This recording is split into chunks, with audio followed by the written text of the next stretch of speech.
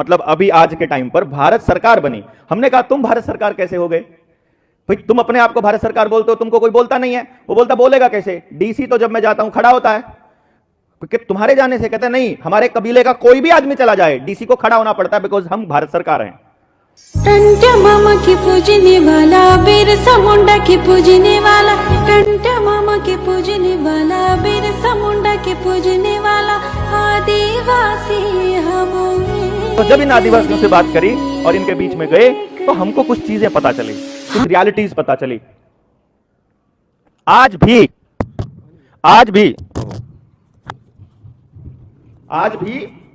वापी जिले में, गुजरात के वापी जिले में जाइए आप, वहां आदिवासी कबीला है। एसी केसरी सिंह भारत सरकार के नाम से एक इलाका है, जहां के आदिवासी अपने एरिया के बाहर एक बड़ा बोर्ड लगा के टांगते हैं, हम भारत सरकार हैं।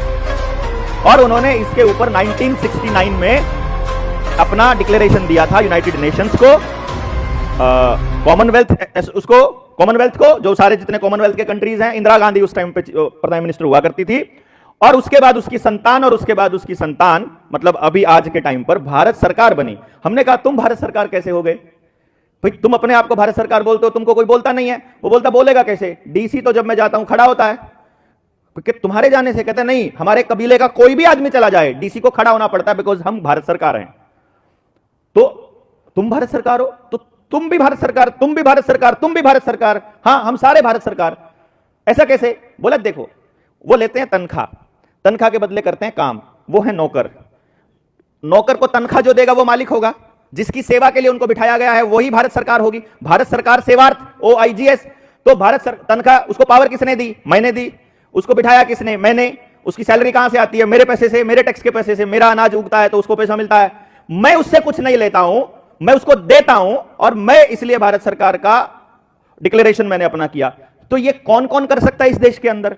तब उन्होंने हमें बताया पूरी सच्चाई कि देखो ऐसा है, इस देश में जो आदमी बाहर से आया है उसे डॉक्यूमेंट बनवाने पड़ेंगे, उसे कागज बनवाने पड़ेंगे। तो जिस भी आदमी के पास कोई भी डॉक्यूमेंट है वो इस देश में शरणार्थी है, वो इस देश के अंदर रिफ्यूजी माना जाएगा। जिसने अपने बाप दादाओं की जमीन छोड़ दी वो शरणार्थी माना जाएगा।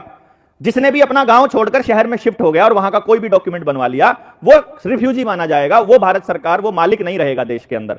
तब तक वो मालिक है जब तक वो किसी की अधिकारी से या किसी एजेंसी से कोई पैसा, कोई स्टाइफंड, कोई बोले तो सब्सिडी नहीं लेता है।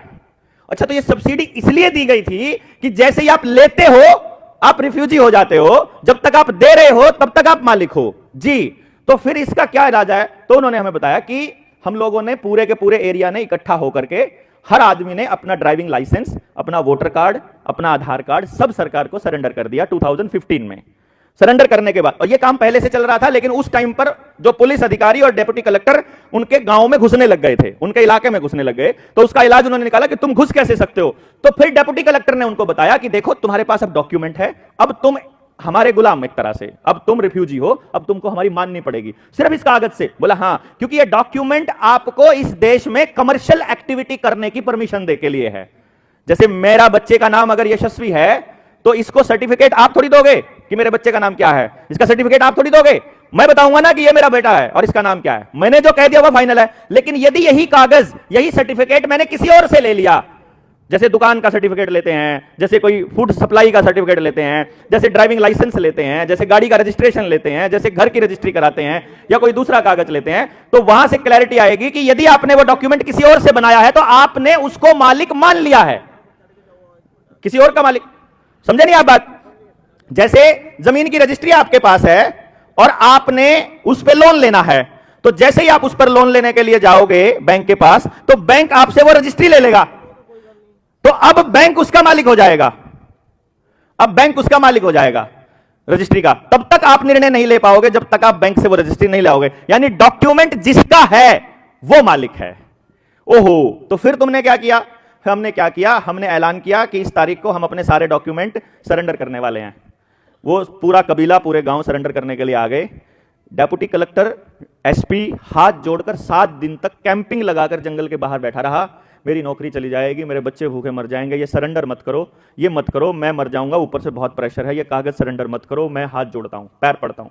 इतना प्रेशर डेप्यूटी कलेक्टर के ऊपर कि सरेंडर कर दिया तो गड़बड़ हो जाएगी, ये तो मालिक बन जाएंगे उसी टाइम। तो फिर उन्होंने इस शर्त पर अपने डॉक्यूमेंट्स को मास लेवल पर सरेंडर नहीं किया, एक एक करके सरेंडर किया कि हम एक एक करके चिट्ठी भेजेंगे, तुमको भेज देंगे और तुम्हारा कागज नहीं चाहिए। वो मास लेवल पे उन्होंने मूवमेंट चलाया। जब उस टाइम पे वो इसलिए मना कर गया कि वहां एसपी ने और डीसी ने बोल दिया कि ठीक है, हम मानते हैं कि तुम भारत सरकार हो, हम मानते हैं कि तुम मालिक हो, तुम्हें अपनी गाड़ी पर ना तो रजिस्ट्रेशन प्लेट लगाने की जरूरत है, तुम्हें ड्राइविंग लाइसेंस बनाने की जरूरत नहीं है, तुम्हें कोई पुलिस वाला रोकेगा नहीं, जैसे ही तुम्हें कोई रोकता है तुम सिर्फ बता देना कि हम कुटुंब परिवार एसी केसरी परिवार से हैं और हम भारत सरकार हैं, आपको कोई नहीं छेड़ेगा। तो आज भी इस वक्त अभी अपनी 1 तारीख हो गई ना, 1 दिसंबर 2024 में भी वो लोग भारत सरकार का लेबल लगा के बैठे हैं।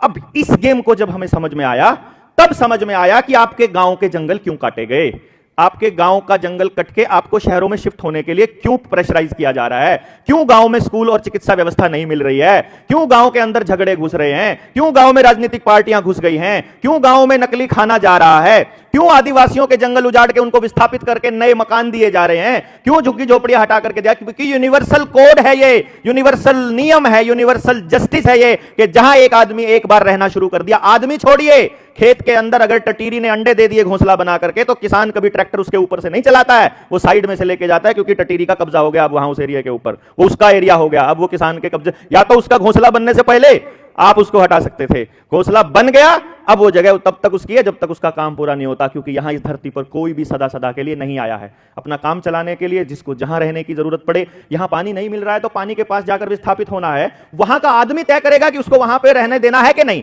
जैसे हम आकर बुलाते थे, हम तो बसाते थे अपने गांव में, तो कभी कभी अपने गांव में व्यवस्था नहीं बन रही है तो कोई दूसरे गांव में जाके बस जाता था।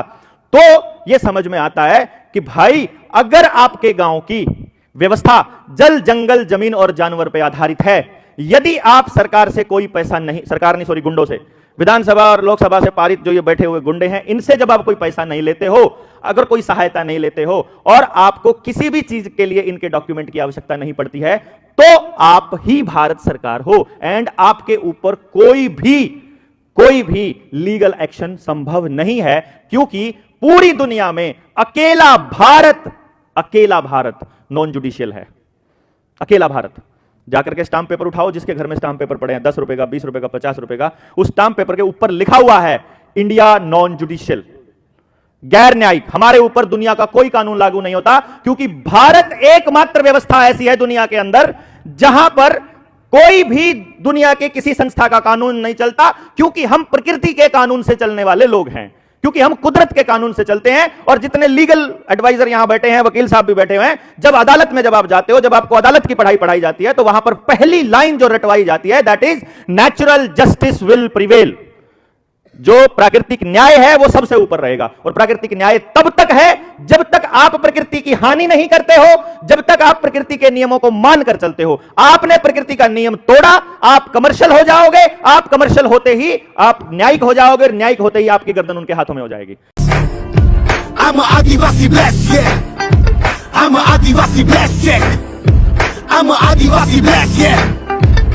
खून में उबाल, मेरे आंखों में बवाल, कौन है ये आदिवासी पूछे जो सवाल, तो फिर देख तू कमाल कैसे करता धमाल। ये आदिवासी हिप हॉप को रखेगा संभाल। हुआ 17 जुलाई 86 को अराइवल, टैलेंट एक बचपन से बनने लगे राइवल। आदिवासी हिप हॉप का नहीं होगा याद, तो फिर देख कैसे कमी को मिटाता है ये ट्राइबल। करो इंतजार, तैयारी अभी जारी है।